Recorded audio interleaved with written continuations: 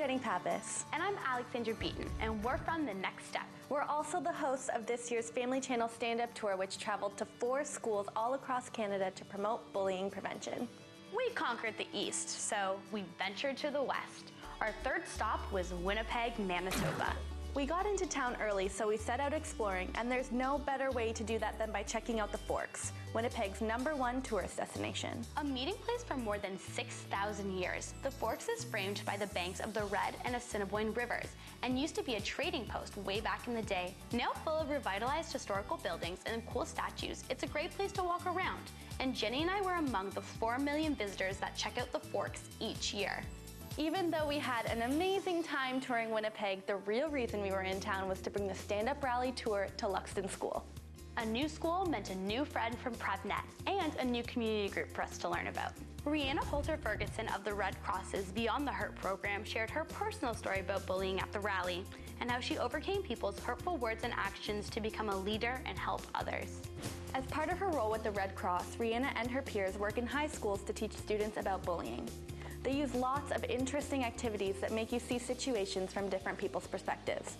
Because you have the chance to put yourself in someone else's shoes, this is a really cool way to see how both the bullies and the victims feel.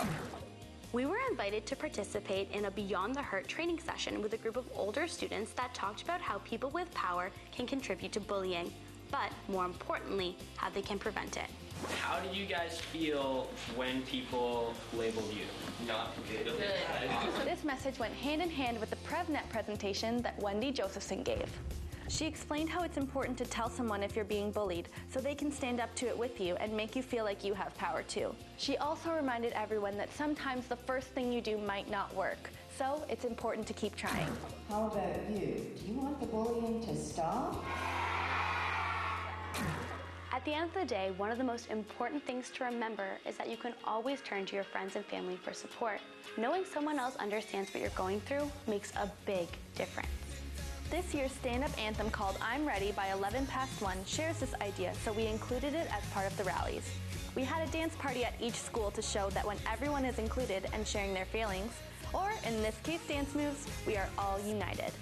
While bullying awareness is a serious topic, we work hard to make sure the rallies themselves are a lot of fun.